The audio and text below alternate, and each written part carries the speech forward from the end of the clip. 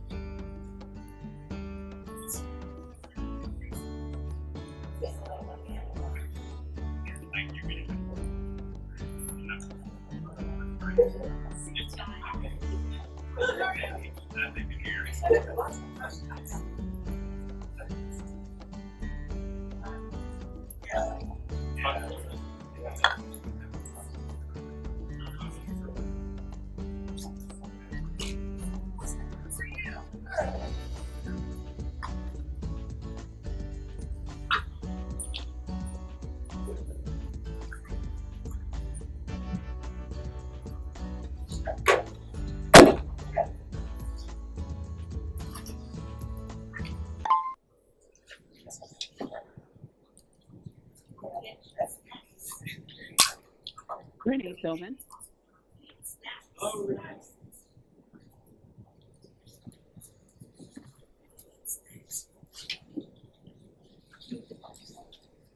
Hi, Renee. Can you hear us?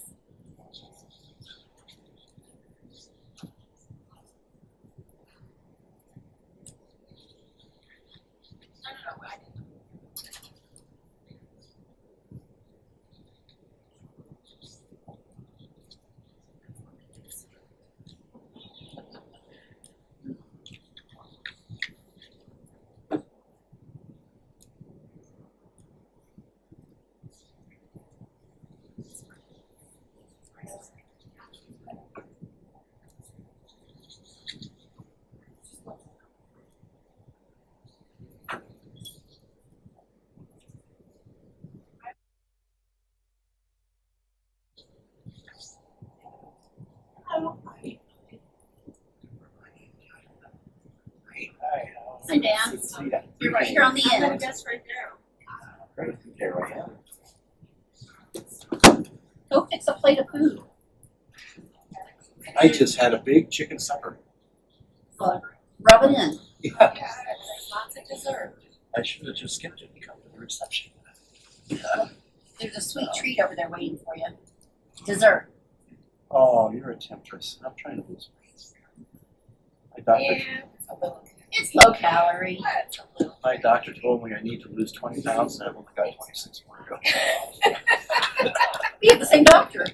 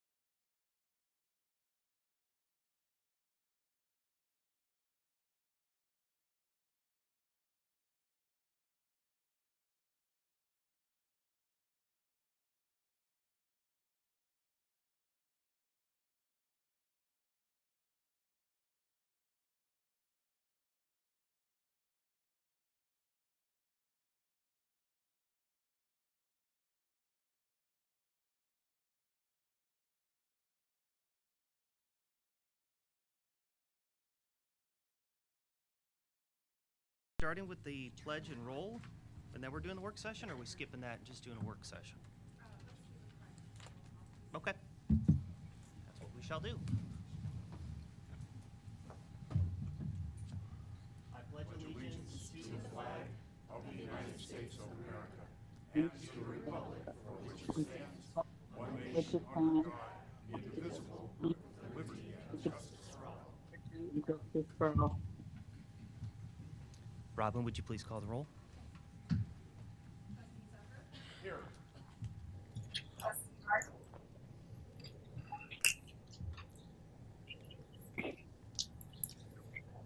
Trustee Martin, are you on phone?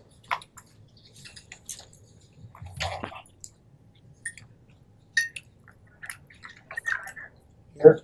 Trustee Giordano? Here. Trustee Collier? Here.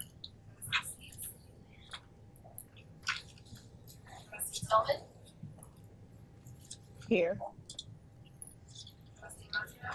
Here. Trustee Hazelwood? Here. Thank you. On this evening's agenda for the work session, we have a financial budget discussion. I'm here.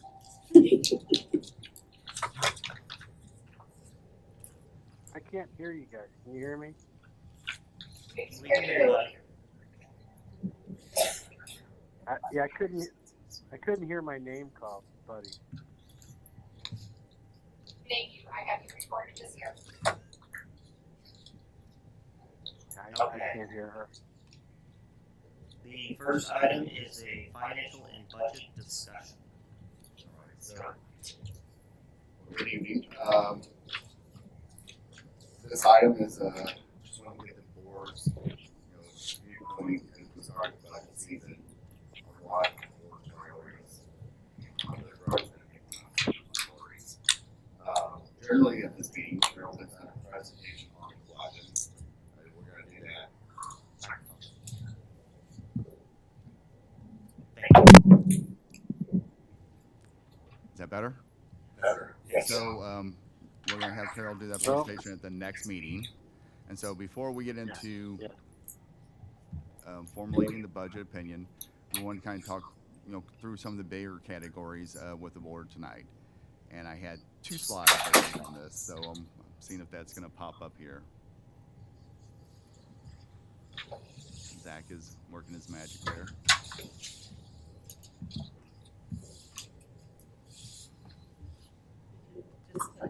I have the clicker here.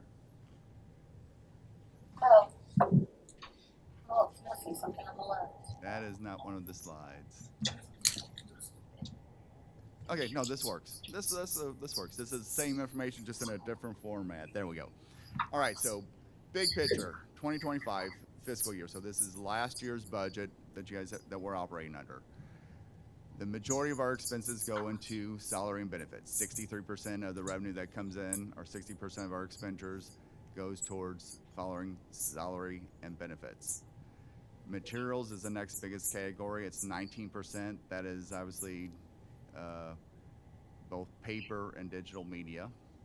The next largest item is operations. So, that's the electric, gas, water, basic operations of those type of expenditures. And the last 6% is for technology and telecommunications. So 6.3, materials, operations, technology. If you look at how do we stack up, what is our benchmark with some of the peer districts around us? Look at St. Louis County. Their salary and benefits is 67% of their expenditures, materials 14, and kind of throwing all those other items into other, that's 19%. If you look at Mid-Continent Public Library, so that's over in Lee Summit area and across the state, 61% of their expenditures go into salary and benefits, 17% into the materials, 22% in the other category. Springfield Green, which is kind of similar in size to us, a little bit less in budget. Backing up, if you go to St. Louis County, their overall expenditures is $64 million.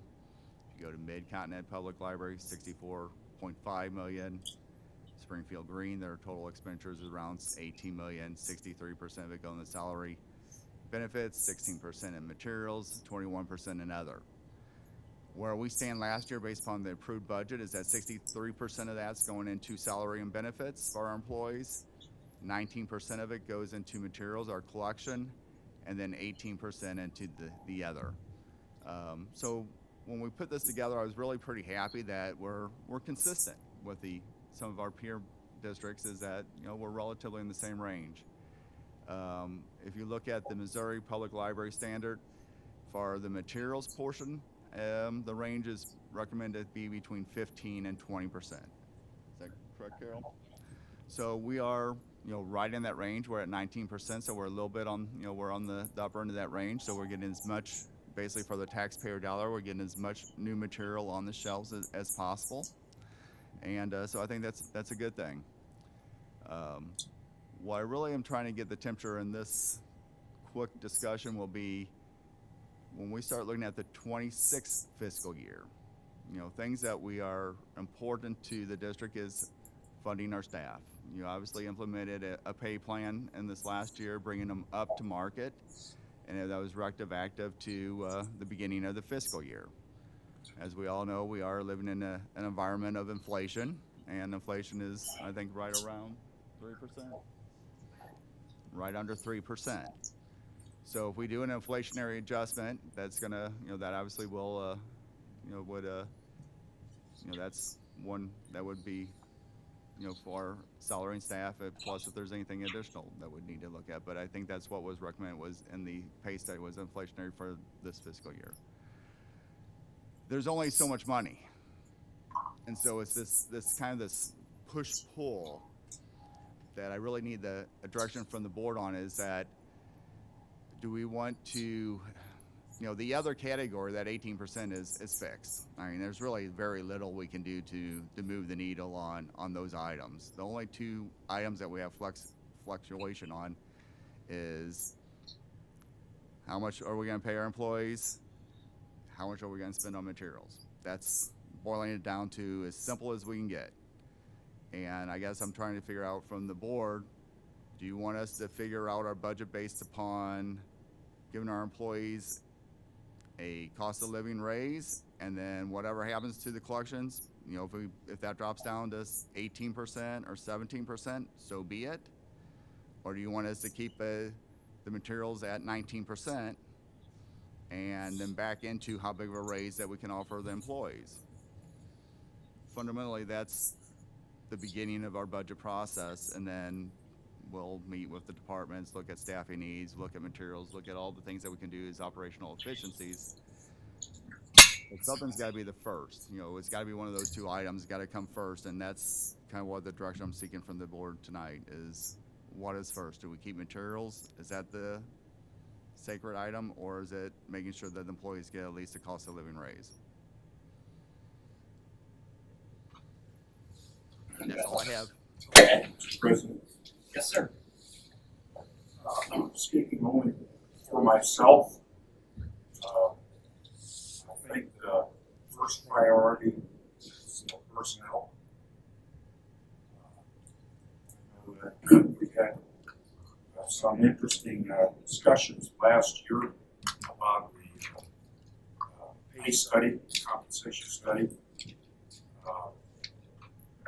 And I was left with the impression that our decision to adopt the compensation study didn't finish the job. The pay ranges for each level are not defined in a way that guides staff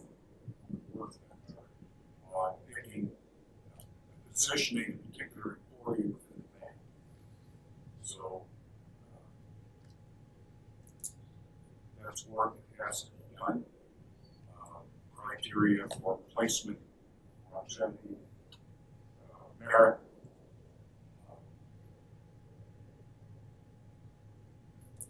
The Army used to get raises periodically just for years of service, called full raises.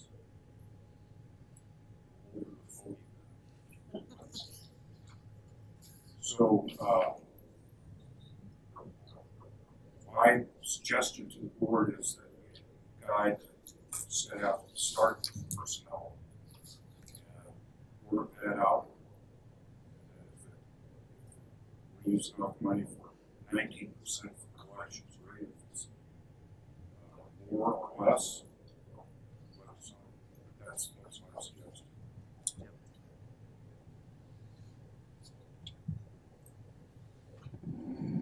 Any other I have comments? another comment. Yes, sir.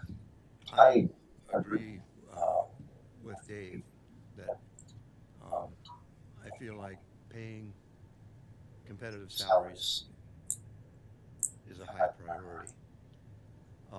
One thing I would question, however, is looking at whether we couldn't pay people more if we had fewer people on the payroll. And the reason I bring that up is that I noticed in the numbers that central services in terms of year to date is got a $418,000 positive variance. Central services expenses are lower than budget by about $418,000. And so I guess my question, and a similar question came up last month, How are central services? is that because we have unfilled positions? That's my key question. Is that the main reason, is that we have unfilled positions? I can't say it's the main reason, but I think Julie can speak to it. Yeah. So then my comment would be that we ask ourselves whether those unfilled positions they've been unfilled for some time, if they're that vital. And we could pay our people more if we filled fewer positions. That's my comment.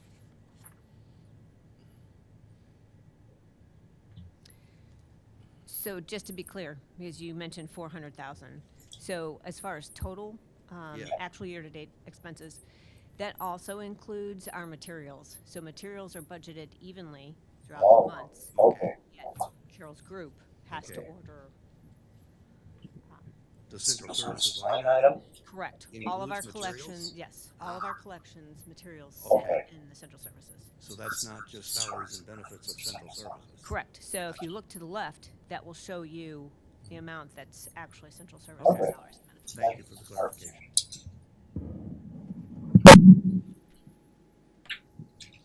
Well, we did start this conversation last year a little bit about a review of what Positions actually were necessary, and I don't know that anything's been done on that.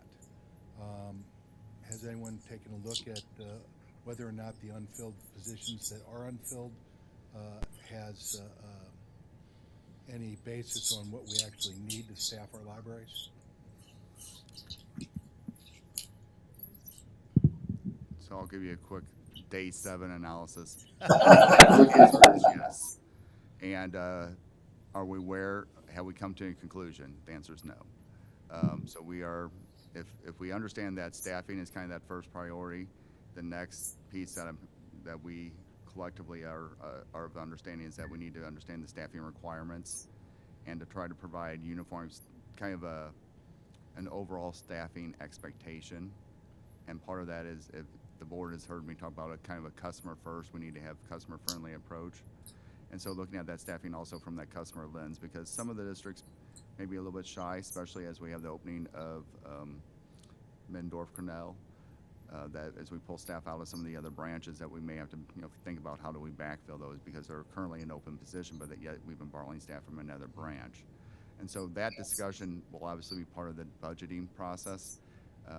The overall message to the managers has been that we're not going to add any new FTEs to the overall payroll, but ensuring that we have the right number of people and the right quality of people at each of the positions is something that we need to look at as we go forward in the next few months. And another comment that I'd like to make, though, is I'm more of a merit raise kind of person, as opposed to I'm going to be getting a 3 to 5% raise every year, so I'm satisfied with that, and I can be the worst employee around. You know, I'm more of a, you pay the people that are good, and then the other people, if they want to stay where they're at, they can stay where they're at. That's my own personal position. And I think that's that approach is something that we can take in consideration and look into how we can implement that. Fundamentally, we're not in that place as a district. The employee evaluation and employee continuing education and training that's necessary to really implement a kind of a pay for, I'm not going to say performance, but pay for kind of being based on skills and whether exceeding expectations or meeting expectations. That is a maybe a path that we could look at in the future, but we as an organization are not set up based on how employees are trained to review each other, you know, their workers there yet. We also don't offer enough training in establishing what truly is our expectation of what is a high quality employee, what is one that's meeting the expectation, and who is really lagging behind. So those are all pieces of the infrastructure that we need time to develop, but I think it's an interesting approach if we can get there. It will not be in this budget year.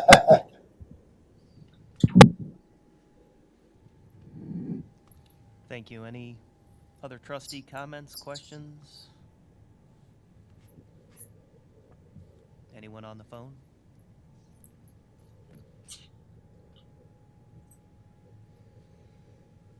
Yeah, I think I'll just conclude by saying, kind of echoing what's already been said. I mean, we have to take care of our employees first. They're the basis of our organization. So if we don't have employees, we don't have an organization. So I think we need to figure out a way to do that. Make that our top priority.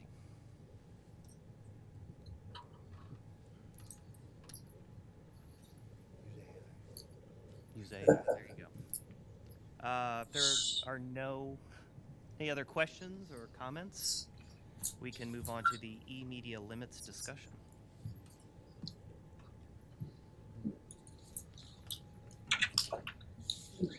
Is that you, Carol?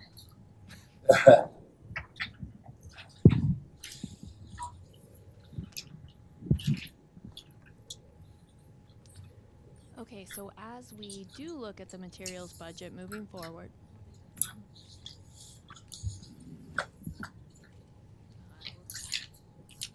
Just got to project yourself. I'm getting close. Here we go. So as we look at the fiscal year 26 materials budget preparation, one thing that we wanted to talk about were our existing limits and checkout holds, checkouts per month in our digital media. So what I was trying to find out is if we had lower limits, could we quantify and say that's going to save the library money moving forward into the next fiscal year? And unfortunately, the answer is probably not. We were able to pull all the data from Overdrive, and one of the things that we have right now is a limit of 50 holds per card. We actually, at the time I pulled the data, only had 7 customers out of over 15,000 that had 50 holds. So it's not going to make a big impact to drop our holds to a lower number. As that number gets smaller, the groups get a little bit larger, but overall, if we were to say drop our hold limit to 20 instead of 50, that would only impact about 5.5% of our active Overdrive customers. And one thing that we have talked to our community about very recently is how do you know what your family is using and reading and listening to in Overdrive. And one of our suggestions to the community is that you might want to use one card for your whole family. If you have, several children, multiple parents, that kind of thing, one card, you can manage it all under one barcode number. And so one thing that I am concerned about is that we could be more, have a higher impact on the card holders that are using their cards that way by making lower limits. So when you think about you as an individual, you think, wow, 50 holds, that sounds like a lot. But when you count in maybe a couple children, you know, you've got audiobooks, you've got ebooks, you're using different formats, it doesn't sound like so many when you're managing like a whole household's card. So that was just one thing I wanted to bring up. I know there has been some suggestion that perhaps we are too generous with our holds, and that may be something that we do need to look at as we move into this fiscal year 26 budget planning cycle. But for right now, my recommendation is that we, you know, stay where we are, because we really cannot quantify and say that that's going to save the library much in the way of significant funds for our digital media. And that kind of same logic applies to how many checkouts can someone have. So right now, a customer can only have, let me double check my math here, 20 checkouts in Overdrive at a given point in time. And so the amount of customers that have 20 or more checkouts is 129. So you're very small amount. There is a possibility to have more than that by checking out magazines. So I kind of had to throw out a certain number of people that had like 50 checkouts. But to just check out digital books, digital audiobooks, again, it's a very small amount that are reaching that threshold as a maximum. Do you guys have any questions about that? I have a question. For those people who you have 129 people with 20 checkouts or more, is any number of those 20 checkouts, are they overdue books that have been overdue for some time, and we just don't call in overdue books anymore? So Is that a factor? this is just the digital checkouts, and digital media cannot be overdue. So it kind of returns automatically when your time period is up. All right. So they can't, that actually helps digital turnover, because there's literally no overdue. Okay, good, thank you. I don't understand, what's the purpose of having 20 digital things open at one time? I mean, if you're checking out a book, you check out a book and you return it and you get another book. Why? I don't understand that purpose. I think we just do have customers that take out multiple items at any given point. And I would say also, if you go back to that family use card, you might have one book, another member of your household might have 2 books, so on and so forth. I mean, it's very typical for customers to check out lots of things at once, both digitally and in our branches. They can walk in and check out 100 items, and they do. I could just make one comment and possible answer to your question. My suspicion is that many of the people with that many books, they're not fiction books. They're involved in research projects. I wrote a book myself 4 years ago, and it was heavy research. And it was not uncommon for me to have 20 books at hand during that research. I'm just suspicious that some people might have 20 books because they're involved in a research project, drawing from multiple sources. Excuse me. I met a woman last week at Concerts, and she said she hits 100. And she's got 2 or 3 kids, and I go, 100 books? We have, because they constantly read. So, and then they get checked out again automatically. So, yeah, I would never have thought of. I remember going with my kids and having like 20 at a time. And Richard, it is a very small amount that have that many digital materials checked out at once. I mean, our biggest category of digital checkouts is one checkout. 8,153 customers at the time I pulled the data. 2 to 3 checkouts, 5,094 customers. So that is more your typical behavior. All right.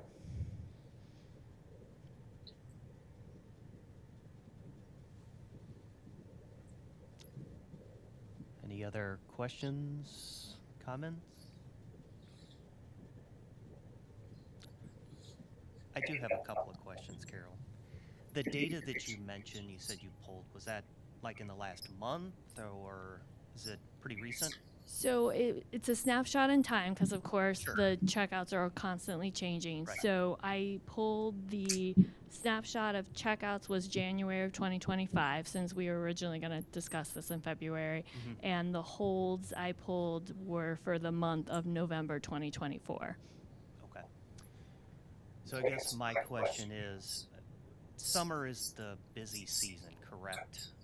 Do we think that we see a difference between January and, say, like July in those reserve amounts? You probably don't have the answer to that, but like on general, I mean, my gut is that percentages would probably be similar if amounts were higher. Because yes, January though is a very large checkout month for Overdrive. A lot of people get new devices. They are trying out maybe digital books or digital audiobooks for the first time. But I would say June and July are close seconds for our busiest months in checkouts digitally. So there could be, a slightly different kind of group of data points there. So. Okay. And then the next question I had, John began his presentation with comparing us to libraries of our size. How do we stack up against similar sized libraries in Missouri in terms of holds? So this discussion kind of became more relevant this calendar year because our neighbor library, St. Louis County, changed their limits. So we did have very similar limits, at least in our kind of the 3 big systems in our area, but St. Louis County did recently drop their limits. So that is why kind of this discussion is happening. So. Okay. And then if we look at maybe some of those other libraries that John compared us to, I don't know Springfield Greens. I can get that information. Mid-Continent. Everyone can set their own rules, and so sometimes we're very similar and sometimes we are very different. But I can get a larger overview of what the hold and checkout limits are for some of those libraries. Mr. President. Yes, sir. Question. Do you know, inquired of St. Louis County, what their rationale was for adjusting the checkout limits? What benefit they anticipate reaping from this change? They were also trying to control costs.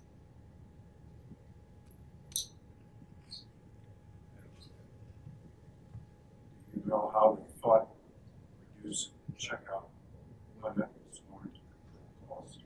So I would say the focus was more on the hold limit than the checkout limit because, again, we try to keep a certain hold ratio for items. So if an item has, so many holds equals so many copies. So if there's less holds, we might have to buy 1 or 2 less copies. So that, I think, is where they were hoping to control some of the costs of the digital media. And it is true, if we had less holds, there may be books where we don't buy as many copies. But also, we had a book this January that had 1,000 holds on it, on our digital books. So, Onyx Storm by Rebecca Yarros. It's a 3rd book in a trilogy.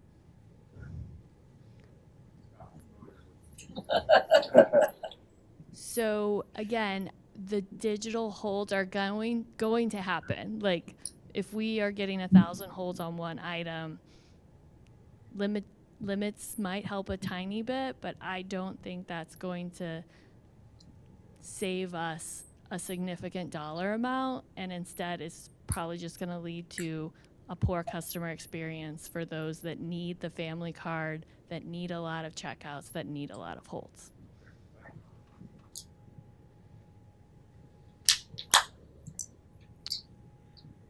Any other questions from the trustees? Anyone on the phone? I guess I do have one. That's not related.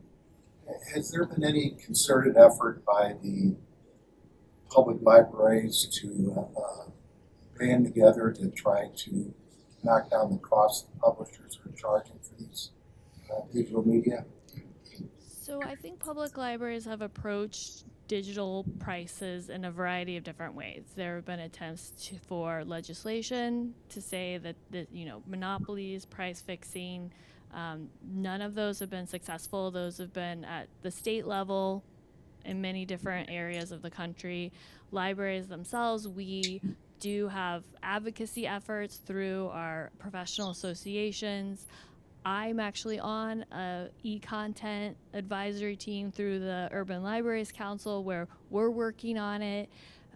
It's a very difficult process. It doesn't feel like we've made a lot of progress, which frustrates me and many librarians and customers when they, learn the cost of digital media.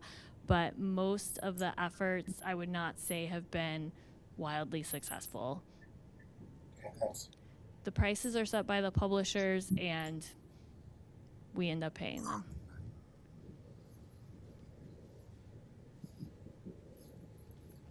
Thank you, Carol. You're welcome. Next up, we have a review of the community survey results.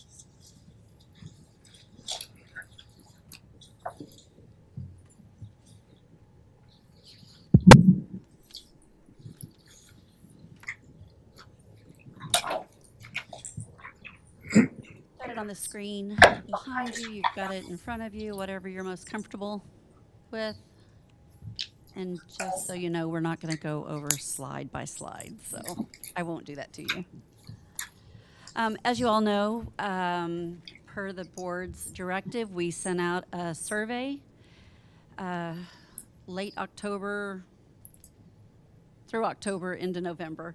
And these are the results from that survey. We were very pleased that we had about 6,000 people complete the survey. Felt huge compared to other numbers that we've had on previous surveys. But as you will see in here, we'll just go through it for you. We sent out the survey with the purpose of getting input on a lot of things that we'd been talking about throughout the summer, leading into the fall. And this was our way of being able to listen to those who had feedback for us and wanted to participate in that process. We asked, one thing I want you to keep in mind is that the feedback from this came at it was a snapshot in time when people were frustrated in some ways, and this was a way for them to respond and have an opinion. So opinions that may have changed, may have softened, may have strengthened, but they might not be exactly as they were in this moment. So I just want you to keep perspective as we go through this.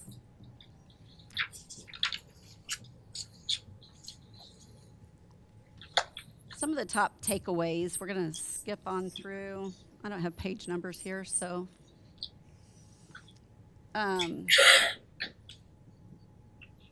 Demographics. So 94% of the people that took this survey are registered voters. And that was important because we were talking about a possible ballot initiative and what could come from it and what we might have to sacrifice without one. So again, keep in mind the time and who's taking the survey. 83% of the people that took the survey cared so much about the library that they're super users. A lot of them had used the library in the past 6 months for sure. And 68% of them were digital super users, so very invested in our digital products. These were the top zip codes. You may recognize one of your own there. Again, this speaks to the response rate, 6,055.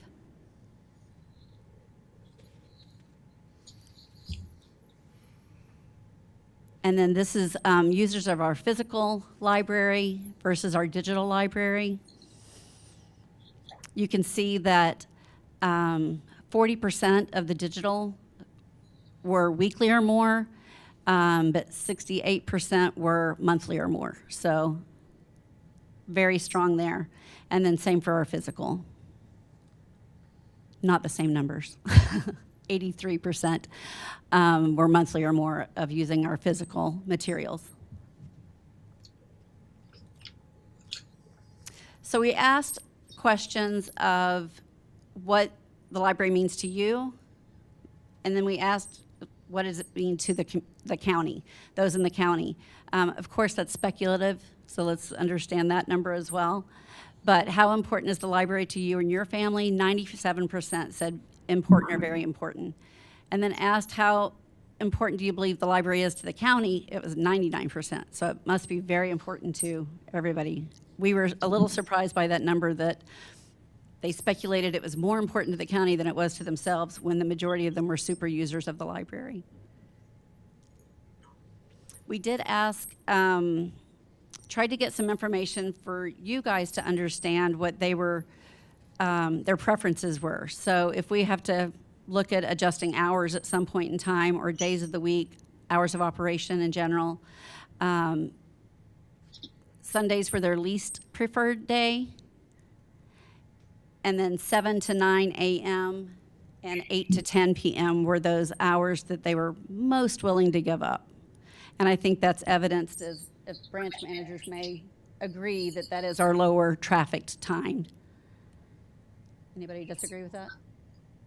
We're not open by 7 to 9. So that's true. Yeah. But the 8 to 10.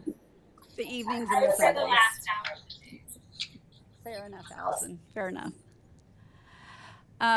So we asked about tax increase, doing a ballot initiative. If a need could be demonstrated, how likely do you think it is that a majority of people in St. Charles County would support an increase in property taxes to fund the library? 67% indicated a yes vote. One of the reasons I wanted to talk through this a little bit is to remind you of that perspective of who took the survey.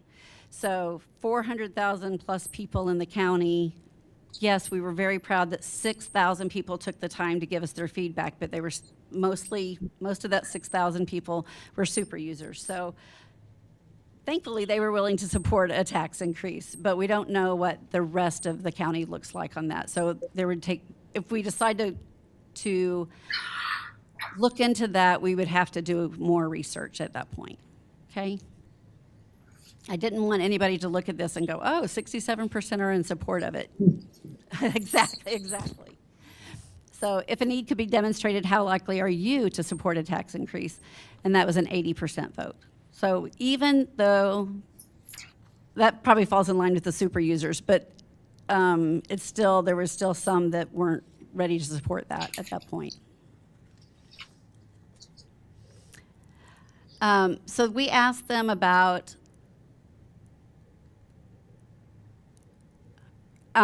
what would you want if we could increase revenue, and what would you be willing to forgo if we can't increase revenue? So for more money, they wanted competitive staff pay. If you'll recall, during that time is when we were really trying to get the new salary structure passed. And I believe right when we sent this out was about the same time that it was passing. So that was very top of mind for everybody at that point. 53% wanted more books and digital materials. 34% more community events.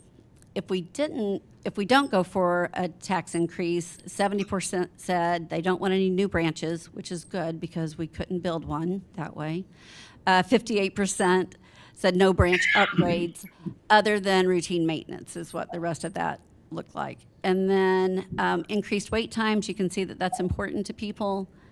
And they were 36% fewer adult programs, and then reducing hours. So we have a little bit of guidance there if we do reach a place where we need to really look and see what we could give up, or if we have the opportunity where we could grow.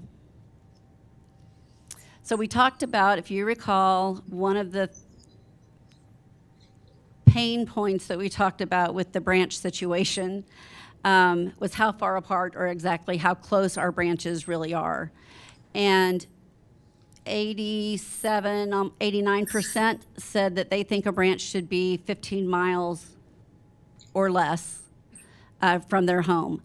44.4% of those said they would like a branch to be 5 miles or less.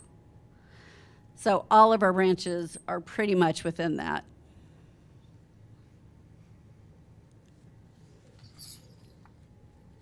And I think I've got a map that you will see another version of later on this evening. But again, those circles represent the 3-mile radius around our branches.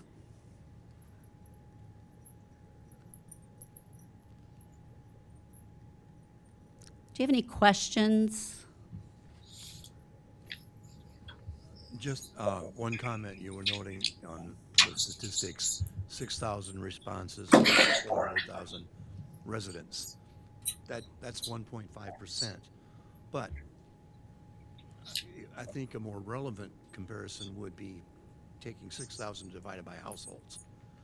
My suspicion would be you just take an average of 4 people per household, and that reduces it to 100,000 households. Right. Which means we might have had a representative survey more like 6% of households rather than 1.5% of the population. That's fair. That's fair.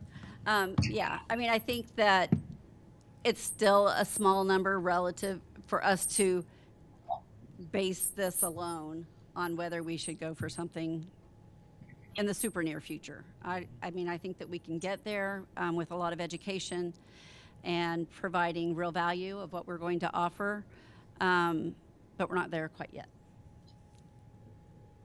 One other observation I had looking at the pie charts is I think it's very encouraging that such a high percentage puts such a high value on the library system. I mean, your pie chart showed something like 30% of the people only use the library once a year, and some of them monthly. And yet the percentage who think a library system, a robust library system, is important is 99%. That's very encouraging to me. The one thing that we hear often is that a strong library system improves home values. All of the things that make a county or an area appealing, usually a strong library system is included in that. Yeah. People see it as an important part of the city's infrastructure. Whether they use it or not, they think it's very important that they have it and the services They are want offered. it to be there. Correct. Yeah, I just have a comment. Reason the numbers, you can't really use them scientifically, obviously, is it's not the number of the people, because, we do surveys, where 600 or 700 people would be enough to be accurate enough. It's the fact that all these people were self-selected. They selected themselves for the hearing or for the survey instead of being scientifically picked to represent everyone. So I think you said it's right. It's a good representation of what the super users of the library want, not of what the county per se wants. So I think just keep that in mind. And, the household right now is way under 4 in this county now. So that's all. Thank you. Any other questions or comments? Were you finished with your presentation? I am finished. Oh, okay. I just want to make sure you didn't have more before we cut you I off. can make up something. Oh, that's okay. Are there any other questions from the trustees at this point? Comments? A lot of information to digest. If you start looking at it and have questions later, you guys know how to reach me. Okay. All right, perfect. Thank you. That is all we had for the work session this evening. Unless anybody has anything else, we can take a 15-minute break. Go back for the regular session. Move to adjourn.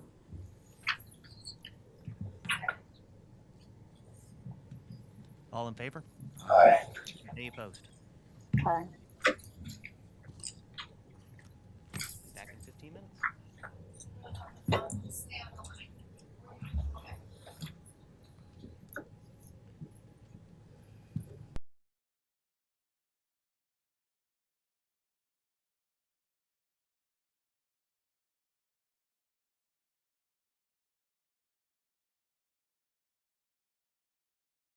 Go get a snack. It's tempting. It's a tiny sweet treat. I don't want to be rude, so I have to have Thank some. you, thank you.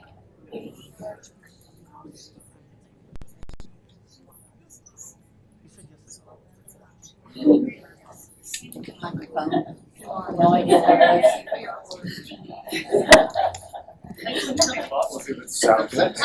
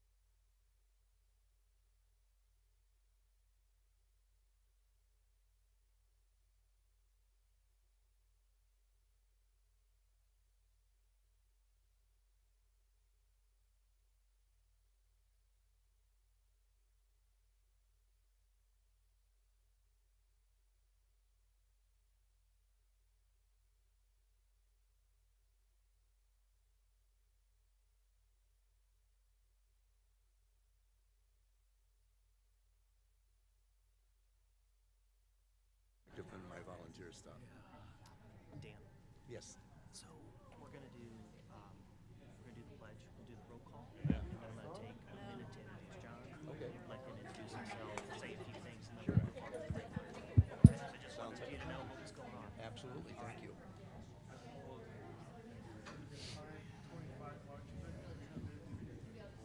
Okay, you ready? All right. It is 7 o'clock. We'll go ahead and call the Board of Trustees meeting to order. And we will begin with the Pledge of Allegiance. Allegiance to the flag of the United States of America, and to the republic for which it stands, one nation under God, indivisible, with liberty and justice for all. And justice for all. Robin, can you call a roll, please? Here. Here. Here.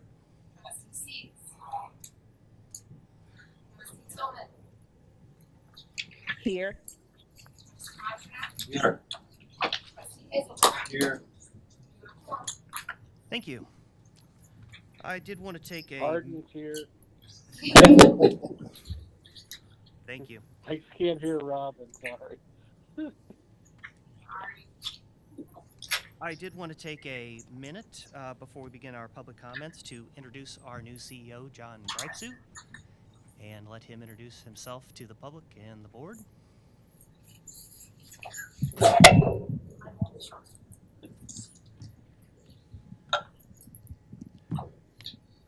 Well, first, I want to thank the board for hiring me to this position.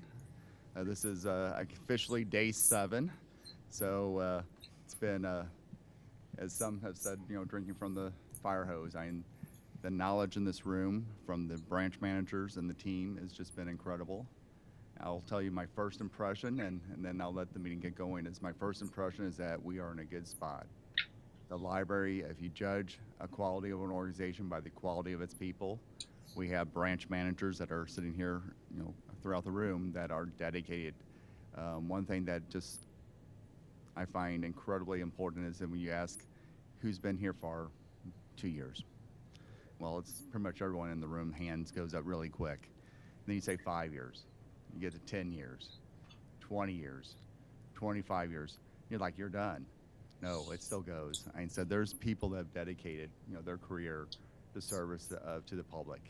And we have folks that are dedicated and that are willing to work and come in, day out, deal with crabby customers, deal with employees that maybe are a little disgruntled, but yet they show up the next day, willing to work again. You have a foundation that you can build on. And, we're working hard on continuing to do great things every day. And so I want to first express my appreciation to the staff. There's a lot of staff members I haven't met, and I look forward to getting out and meeting those in the branches here in the next coming days. But I can just tell you that initial impression is that we're in a good spot. We have a good team. We have a lot of things to work on, but we'll get there. And I look forward to the opportunity to meeting more of the team and working with the board in the coming years. Thank you. Okay, up next we have public comment. First up and second up is Brian Rorda. Good evening. I'd like to thank all the staff again for setting up that survey and presenting those results. I will once again voice my support for a tax rate increase to get these people the pay they deserve without sacrificing a thing for this county. One thing that I thought was interesting on that survey, I don't know if any of you have heard of the lizard man constant, that about 7% of a poll responder will choose the most nonsensical answer. Even with that, we said 99% think this library is important to this county. It's really, really impressive results selecting those people. And I know there's some hand-wringing over selection bias in terms of the tax rate, as there should be. These are the people that care the most about the library. I will still stand by that. This county can support that, can pay for that, and I do believe we can do better.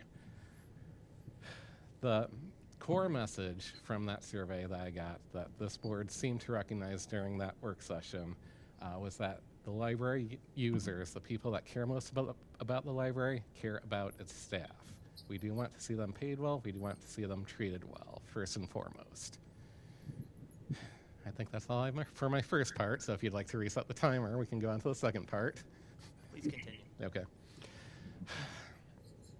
It wasn't that long ago that the previous iteration of this board made promises to listen to its employees.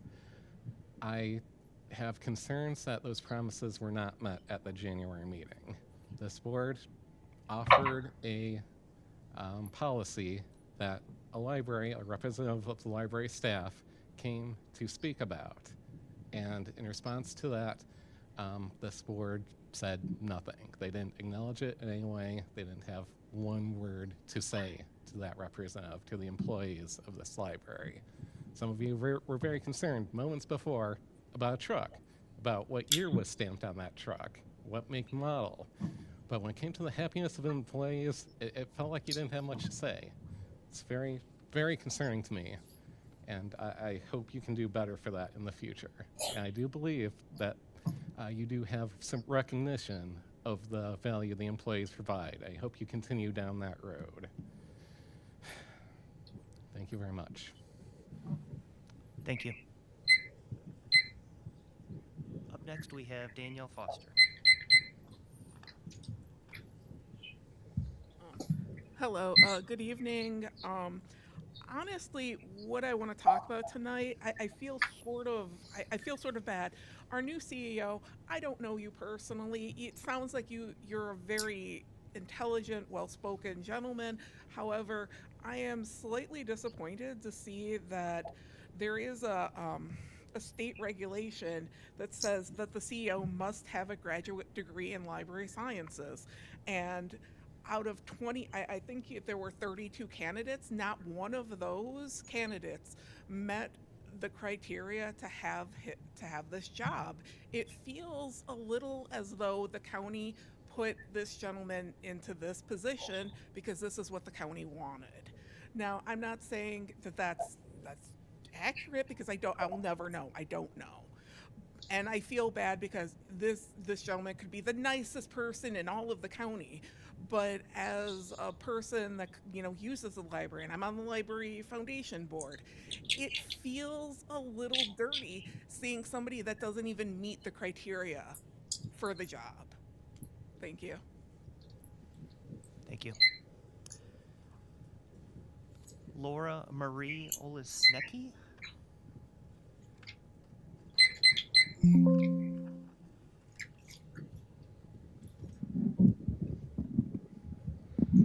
Good evening, Board and Mr. Greifsue. Thank you in advance for listening and taking the following into consideration. As you are well aware, for the past 10 months, members of the community have been quite vocal on a number of issues. One is the proposed closure of library branches. Even though this issue has been tabled indefinitely, many people have expressed fear of that or a similar proposal being set forth in the future. I know it would set our minds at ease if you addressed this concern and quelled our fears. In addition, due to the fiasco and disaster that was so-called leadership Jason Kuhl, a lot has come to light regarding library employees' working conditions. Polls were taken, and the majority of responses indicated immense dissatisfaction within the library walls.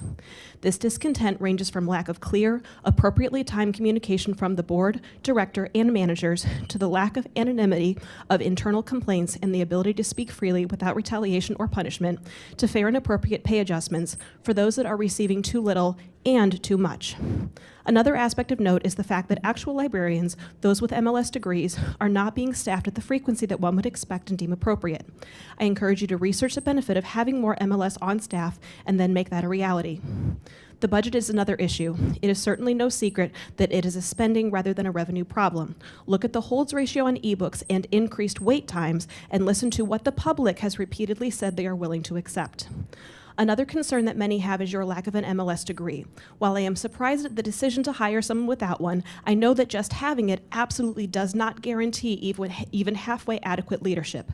However, I would love it if you would speak on your credentials in more detail and how not having the inner knowledge and workings of librarianship is the best path forward for district leadership, and how you will ensure that the expertise of your staff is utilized properly to help aid you in things you may not know. Other requests I have are as follows. Look into reversing cross-training. Library employees are now jacks of all trades and masters of none. Bring back pages and floaters. Build up the genealogy collection again, for that is what we used to be known. Know that a call center and centralized programming are not the way to go.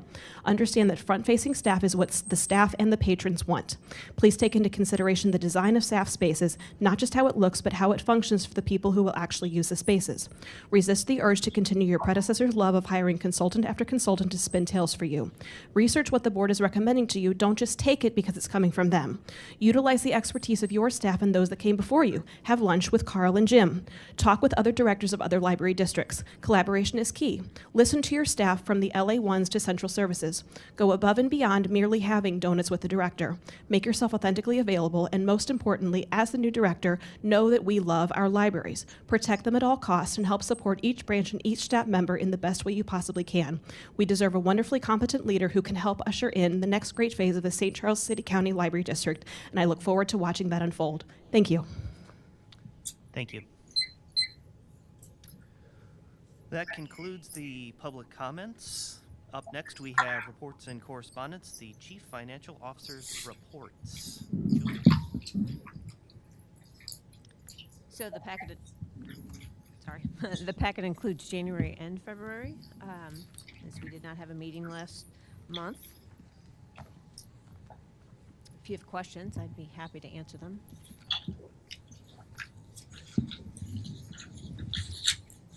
Are there any questions from the trustees on the January and February financial reports from the Chief Financial Officer?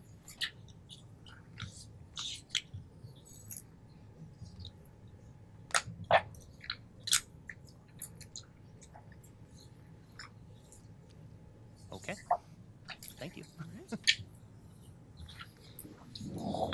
Okay, next up we have the Chief Communication and Engagement Officer's report.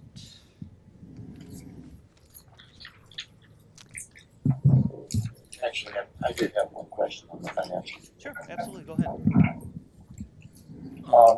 I'm just curious, when I look at the revenue line items, the investment earnings are fantastic. But they're way above what we budgeted. Correct. And so my question is, can we look forward to continuing to beat budget, or are the investment earnings heavily weighted toward the first 7 months of the year? Yes, we will continue to beat budget. So interest rates are sitting at 4%. Yeah. They were at 5% at the beginning of the year, so they're still at 4%. So Okay. yes, we will continue, and that cushion was intentional when it came to fiscal 25. Thank you. Any other follow-ups? Okay, Laura Beth? You have the communications report in front of you, but there's a couple of things I wanted to point out, and they're dates. So please make note of April 25th, which is the Library Foundation Trivia Night. And then this one is kind of far out, but you're going to hear me repeat it over and over again. October 18th is when the gala will be. So I know some of you guys missed it last year. We would love to have you guys participate and support us in any way. That would be great.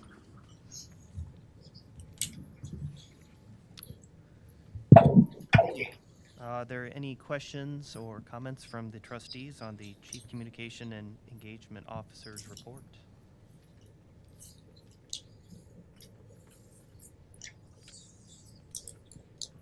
Will there be a particular theme for the trivia night? No theme for the trivia. No theme, not like boomer trivia or geography trivia or that sort of thing. Okay, thank you. Come one, come all. Okay.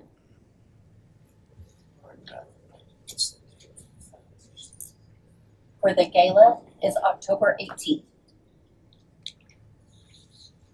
Saturday, correct? Tuesday is the 15th on our meeting schedule. So I'm not sure if that's 16th. That's for our fiscal year. That's 24. Our fiscal year ends at the end of June. Sure. Yes. Thank you. Up next, we have the Chief Administrative Officer's report. Tiffany. So I typically talk about what's going on in the branches. And this time, what I really want to point out is in the CAO report for this month. You also have the one for last month. But I want to point out what Outreach Services is doing. In Outreach Services, they have, with limited staff, they have added 5 more new senior living communities that they're working with. That's a lot. That's a lot considering they have a very small staff and they do a lot of work outside of our walls. So I think it's important to point out some of the good work that we're doing out in the community and not just in our walls. So I'm pretty proud of Outreach, and Kristen Sherry is the leader of that. So thank you. But I'm happy to answer any questions about the report you might have or point to the people that can answer those questions that you might have. Thank you. Are there any questions for Tiffany on the Chief Administrative Officer's report from the trustees?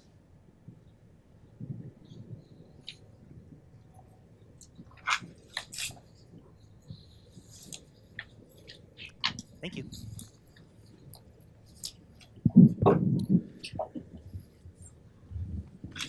Up next, we have the Chief Executive Officer's report. John. And presentation, excuse me.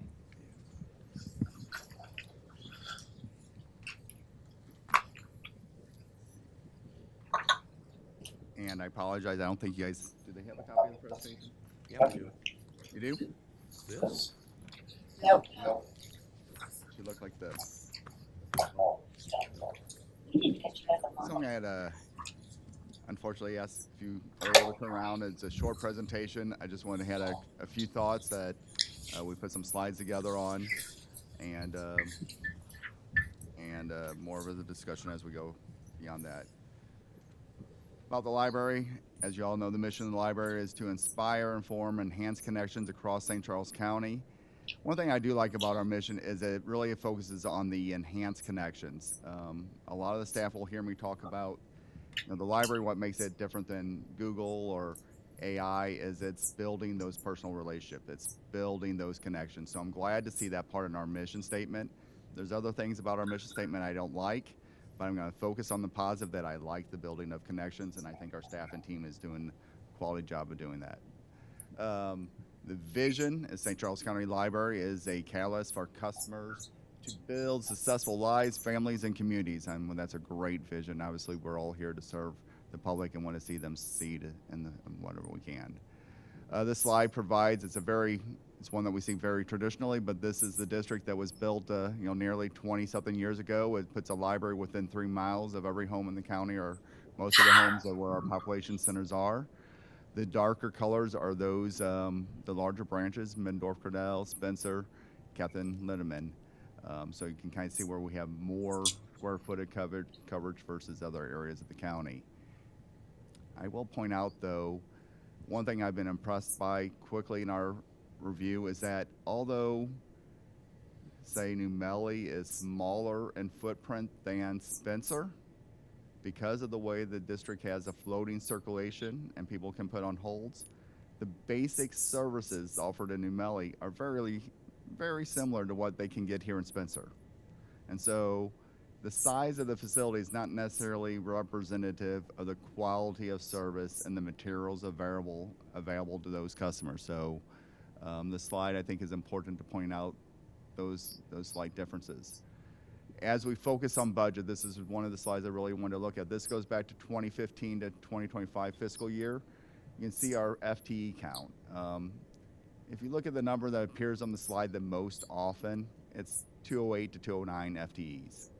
And that's basically right where we're at today. So we'll look to see if we have the right number of FTEs. We talked about that earlier, whether we're using the positions wisely. But we're right historically about where we are to operate the system. So It's pretty, I think that's a pretty reasonable scenario. This slide has a whole lot of data on it. Once again, it's benchmarking us to our peers, looking at Kansas City Public, St. Louis Public Library, Mid-Continent Public Library, St. Louis County, Daniel Boone, Springfield Green, St. Charles City County, that's us. And what I really want to hit upon, I'm going to hit upon a few numbers here first. So if you look at the top of the Kansas City Public, there's a number of 133.83. Everybody see that on the far top left? What's important about that number is that our revenue per capita. So that's how much our residents pay per person through the tax levy. We're at 56.9. So more than half of what Kansas City Public receives per person. That's a big difference, but yet we're delivering. You look at the number of branches. Yeah, they have what, 10? So if you look at the gray, the number on the very bottom of their 3 stack there is 10. We have 11. You look at the whole times, you look at some of the other comparables, we are doing a great job of delivering services for more than half the money. You look at St. Louis Public, it's 110. Once again, we're at 56.9. You look at Mid-Continent, 77.33. St. Louis County, 75.86. Daniel Boone, 68.54. Springfield Green, 60.77. So if you look at the top library serving over 200,000 in population, again, we're bringing home exceptional value to our customers. The next one in blue is our population served. So you can once again see what Kansas City Public is. You can see St. Louis City. Kind of give them that benchmark. So we're kind of around that mid-sized library district. Number of branches. Again, just emphasizing the quality service that we're bringing home at a very reasonable price to our constituents. Population. St. Charles County, as we know, our population continues to increase. That's a challenge, obviously, as we go in the future, is where that population is choosing to relocate or locate in the county. They're obviously locating to the southwest and the west parts of the county, where we have, smaller branches and a little less service. Number of circulations, going back to 2015 to 2024.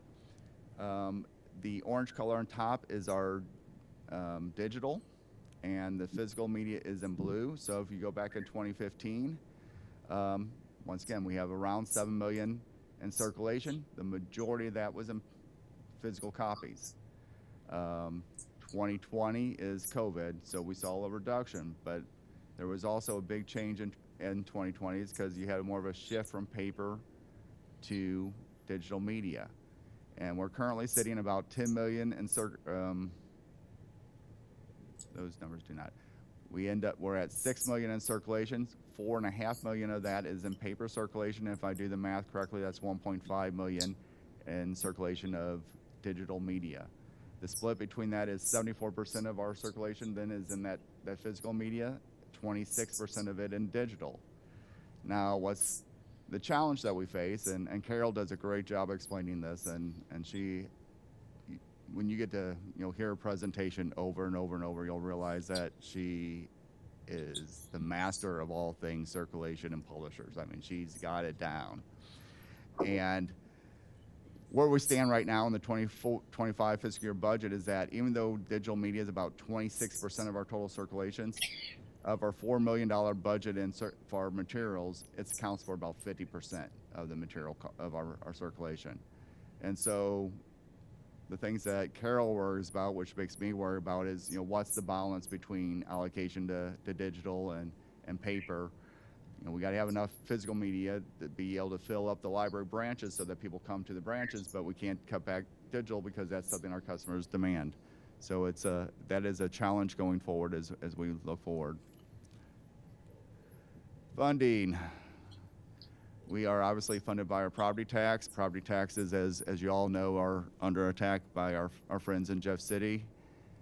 Growing revenue, although we have a lot of housing being built, Hancock Amendment does a great job of capping growth of property tax revenue. So if we need to expand our services, we need to go back to the voters for our tax. Voter-approved tax ceiling is 0.26. We are currently at 0.728, and you'll hear later on tonight from Julie that it looks like we're gonna have to roll that back because of reassessment year this year. All right. The last ballot initiative was in 1994. We built 6 districts since, doubling the library size. So that is obviously a hurdle as we move forward. So that's just kind of the 101 kind of version of the library. I think some of the challenges that we have as you look at staffing, you look at funding, and you look at our current operations. So that's my report.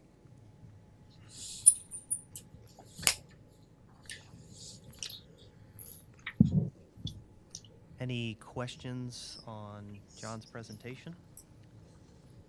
Yeah, I have one, and this is one that's come up before.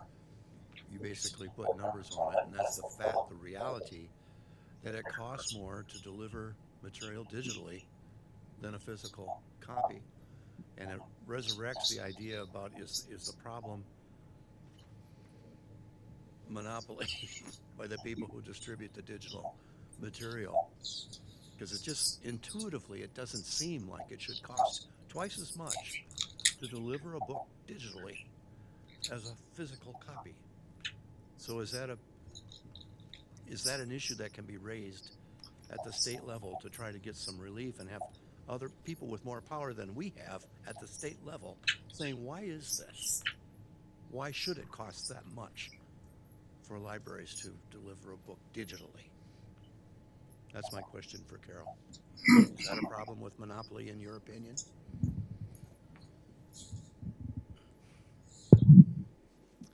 You know, I touched a little bit about this in the work session, but I don't think that the librarians are going to give up on the issue. Yes, we haven't been wildly successful in making a big difference, but we're not giving up. Like, we recognize that that is ridiculous, and you know, when we see these prices in the marketplace for our digital materials, it is very difficult to think, oh my goodness, we are paying this much for a single copy of an ebook that can be used by one person at a time. You know, it's not unlimited. It's not like I can have those 1,000 people waiting for Onyx Storm all checking it out at the same time. It's one at a time, just like a book on the shelf.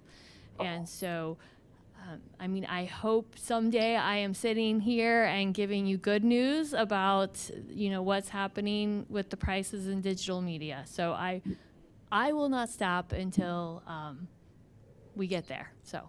But I also heard you say in the prior session, is we're not the only library that's concerned about that. Definitely. There is a lot of work being done, again, by our professional organization, by our state association. You know, it impacts school libraries, public libraries, academic colleges, everybody is feeling this, so. I have a question for you. The organization that you're part of, do you know whether they have approached the Federal Trade Commission? I don't know if there's been a lot of work at the federal level. A lot of the work has been done at a state level, so I'm not sure about that, but I can find out. That state by state is not likely to make a dent in what is a national industry. And I don't know, since the former chief of the FTC is gone, what changes in the posture of that organization is going to be. However, if there is an avenue to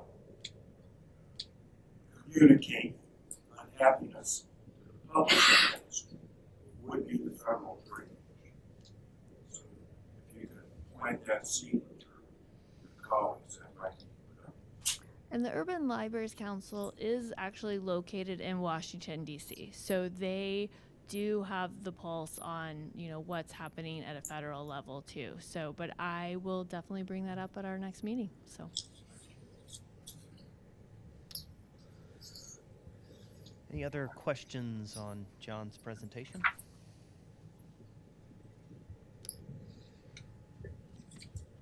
John or Tiffany, did you want to speak on the construction at Mid-North Cradell? Or That is your role. Yep. That is my report. Well, on the report that's in your packet versus the one we just slid in, construction is proceeding at Bendorf Cordell, and the good news is that some staff are slowly trying to migrate over there, and we are slowly getting set up. The bad news is that there are delays in some items that had longer lead times. And I think we were shooting for a mid-April opening. It looks like that's going to be closer to the end of April to get those items put in place. But we will continue to pursue and push the schedule as best we can and look forward to opening that facility back up to the public. Any questions, let me know.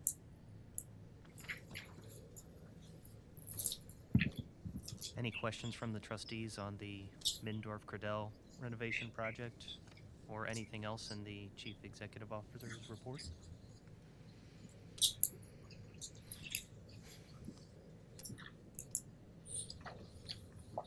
Thank you.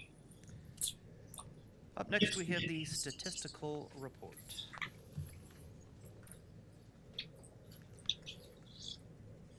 And that would also be you, John.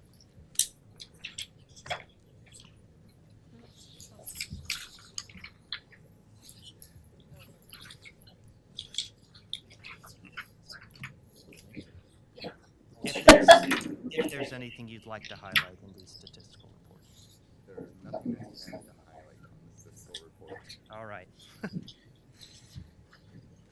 Any questions from the trustees on what John doesn't have to highlight?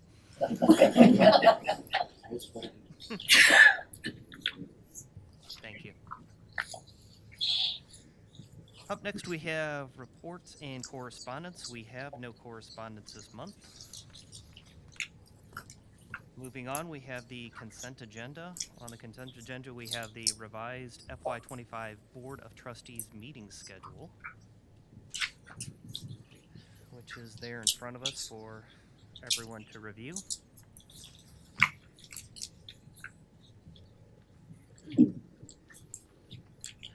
Yes.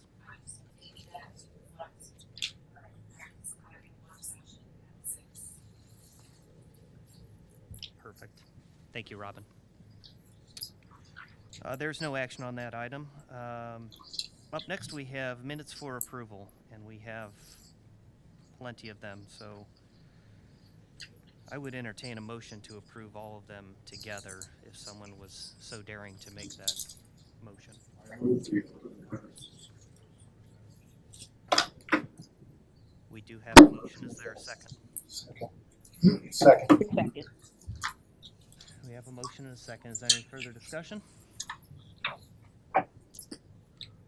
All those in favor, say aye. Aye. Any opposed? That motion passes. Up next on the consent agenda, we have approval for purchase, approval of purchases, Mindorf Cordell automatic sliding doors. John?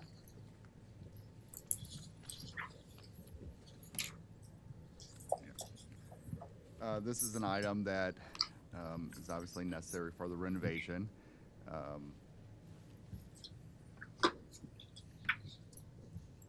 The award is to HG Shoe Stores for $23,280.22. This is an item that I mentioned to several of the board members that was on the agenda for February, and when the meeting was canceled, the order for this had to go, forward for the in order to try to keep the project on time.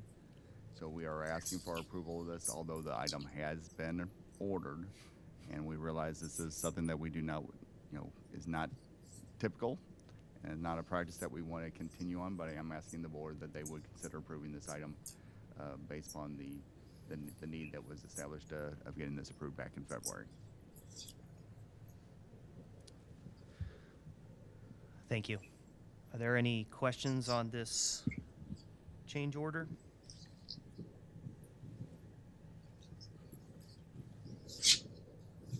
Was this part of the original scope of work, or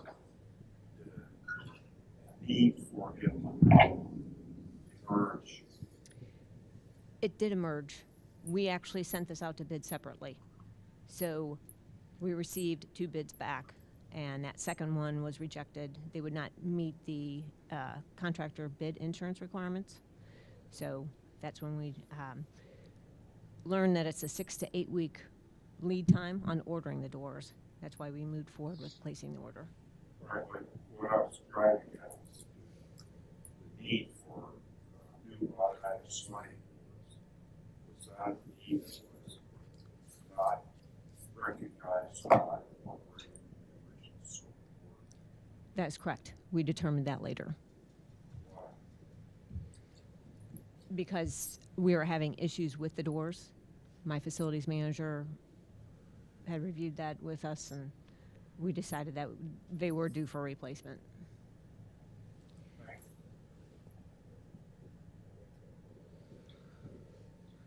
Any other questions from the trustees? Just a comment. I appreciate that this is one of those things that happened. But I think it's important not to establish a precedent for decisions like this to happen, and items that big just get ordered whether we've approved it or not. So I trust that you'll set procedures in place with certain dollar limits. At this level, we just approve it among ourselves, but if it's beyond this level, we need to have board approval, even if only by email. So just to clarify, the capital project amount was part of the fiscal 25 budget. So that did go before you at that time. Oh, the So- funding for this? The funding, yes. It's just the timing of the original project planning So it's for a timing issue. Correct. So it was incorporated into the capital projects Rather budget. than a totally unexpected expense. Correct. Gotcha. That was in the budget for this year. Yes, it was. Thank you for that clarification. And to clarify further, the only reason that we're seeing this is because it was more than $20,000, correct? That's correct. And it did go through the formal bid process, and that's why at the top you see amount included in the current budget is the 25,000. I'm sorry to harp on this. I thought I was clear in your answer. Now I'm not. What I heard you just say is that the cost of the sliding doors was included in the original budgeted amount of the project. But a couple minutes ago, you said this was a need that emerged unexpectedly. What I said was, this was not included in the original project budget for Aspire and their construction services, which was done quite some time ago, many, many months ago. So this developed over time and was not included in that project. Okay, so then what I heard just now is inaccurate. The implication being the cost of this sliding door was in the original budget approved by the board, wasn't it? The fiscal 25 capital budget. So if you look through the budget document, you will see that sheet. How is it that an unexpected requirement necessitating this change was in the previously approved budget? This is not a change order to Aspire. This was a separately called out item on the capital projects that was budgeted. It is not an actual change order to Aspire's construction bid.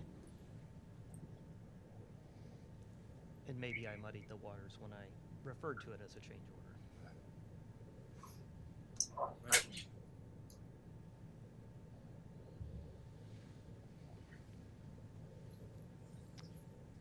Any additional questions? I make a motion that we approve this after the fact. Second. We have a motion and a second. Is there any further discussion? All those in favor? Aye. Opposed? Aye. Motion passes.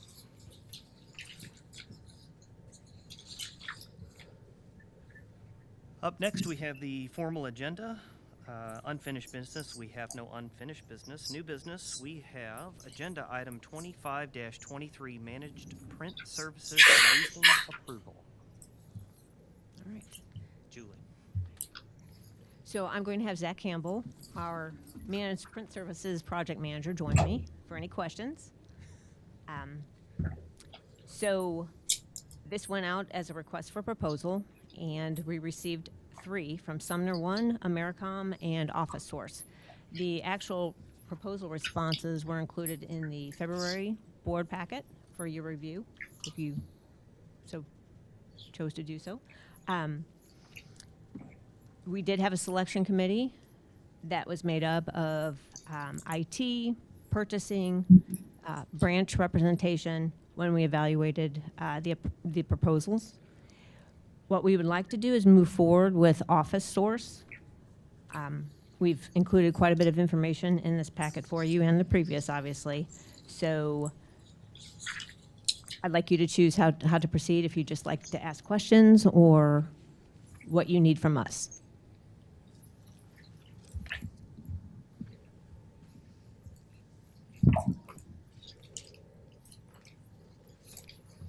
You guys see this package, this page packet?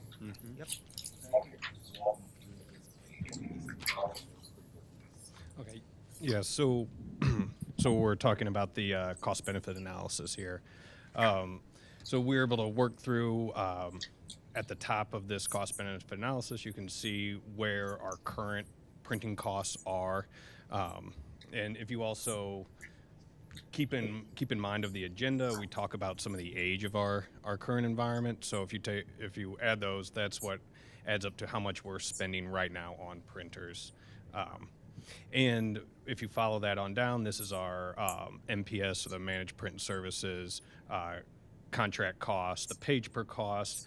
The page per cost, if you look on the assumptions page, tells you it's 1 cent for black and white, 5 cents for color. And then this is taking, so the numbers that we have here for the MPS cost are projections based off of how much printing happened last year and what we project to happen in this upcoming year, which again is spelled out on the assumptions page. But so you know how we came up with that. And then we have down for our savings costs of IT savings, the amount of time that IT has spent on these printers, as well as energy savings. These new machines, 1, there are fewer of them, and 2, they're energy efficient machines. So that will help us out with that as well. And then I think the big numbers, you can see the total managed print service cost, and then the savings and the net savings really, I believe, stands out and speaks for itself. Yeah, so. Zach, can you clarify for me? Sorry. You're showing a net savings of $100.6 Is that annually? Is that over a 5-year period? That will be annually. That's what we're projecting for the 5-year, annually for the 5-year cost. So. Great. What's the total cost for fully modernized?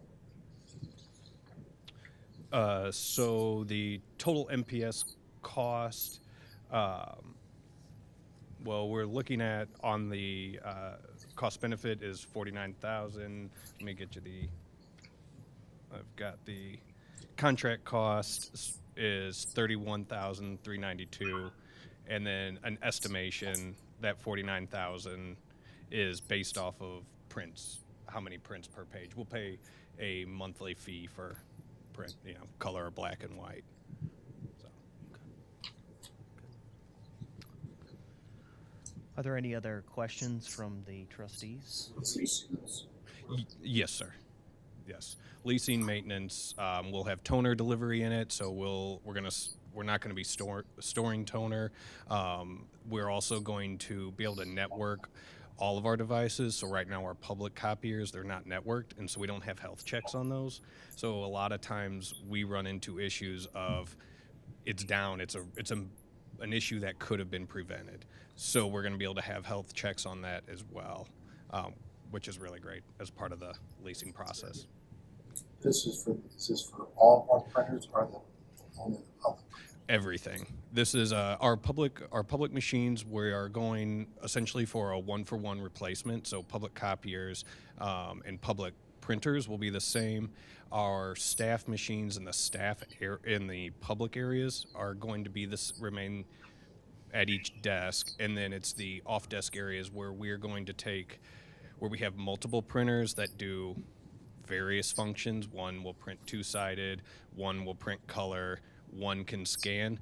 Now we're going to put those in fewer machines that will be able to do all of that. So Do we charge for public copies? we do 25 public copies and prints are 25 cents for color and 10 cents for black and white. I have a question. This page to me falls in the category of things that are too good to be true, usually are. And the projected savings, I just have a question. Mm-hmm. The projected, going from $163,000 a year is the estimate of current printing costs Mm-hmm. to 49 with a projected savings of 126. I guess I need some assurance that this is an apples to apples comparison. For example, there's a supply line item under current printing costs of $65,600. Is Yes. that supplies included Yes. in the 49? Yes, sir. All I can say then is wow. Yes, this is something that we've been excited to bring to your attention for a while, as you can see. So, yeah. And we are also, I think you want to keep in mind that we are reducing our fleet, which also means less supplies. Mm-hmm. Currently, we have 87 devices.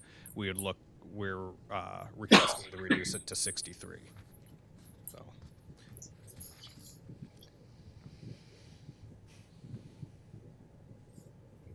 I don't have any more questions. Okay, excellent. Any other questions from the trustees on this agenda item?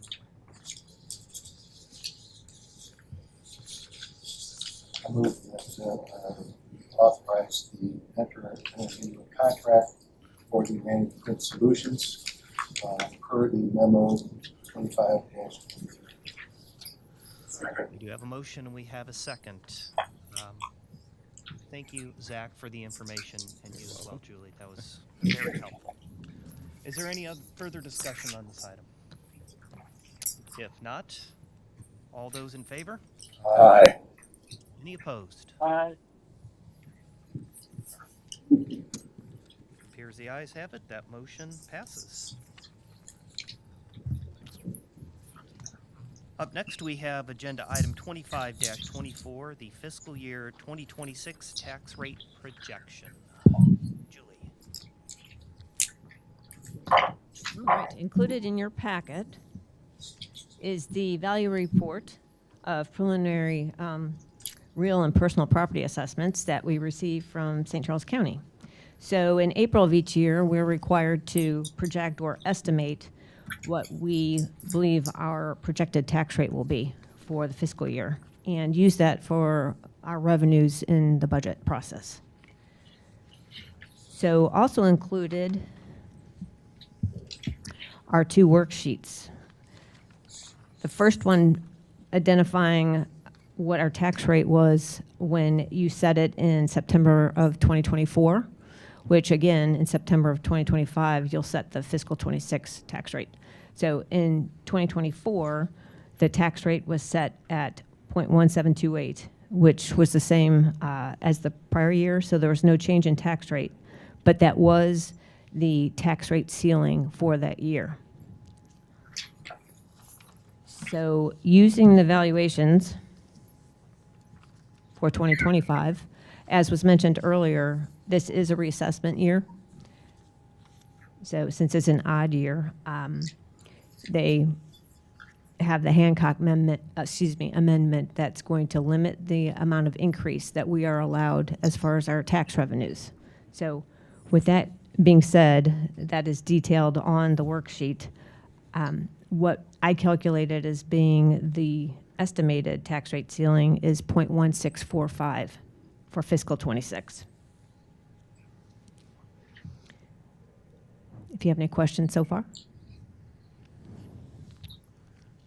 Any questions? No, it's just that I want to compliment you on the perspective that you put on this, that we're not setting the tax rate there.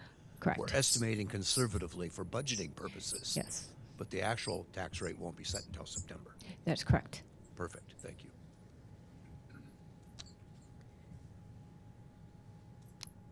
Any further questions?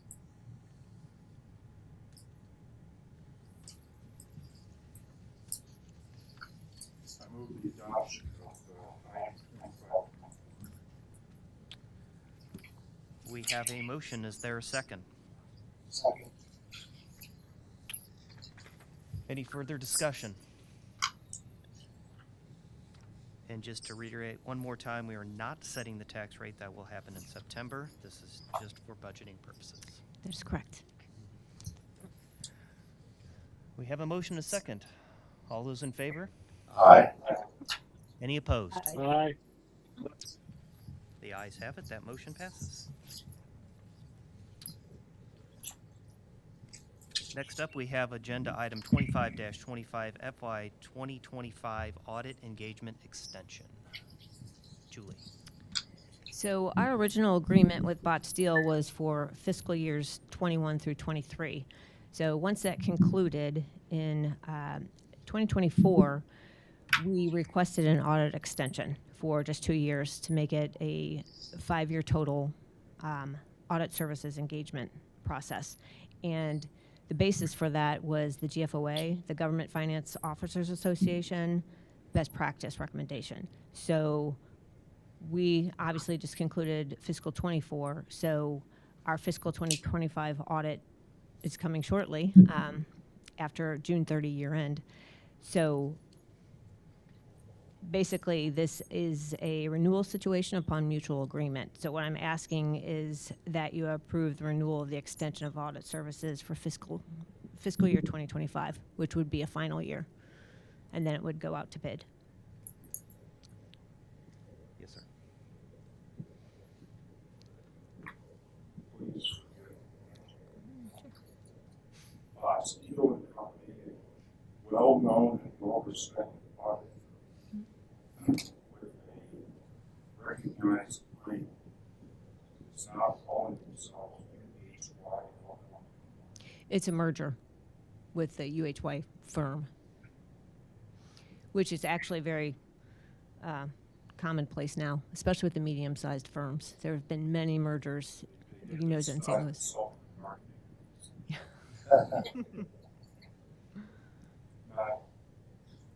Not their finest.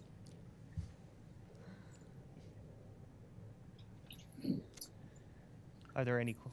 I just have a question. How does this figure compare with what we paid for the audit last year? So last year is the 29.9 figure, the 2024, and 2025 it will be 31,500.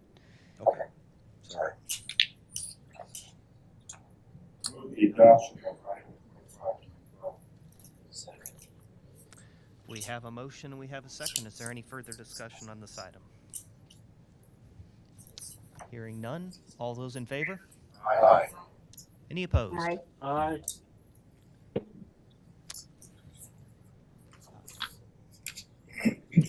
That motion carries.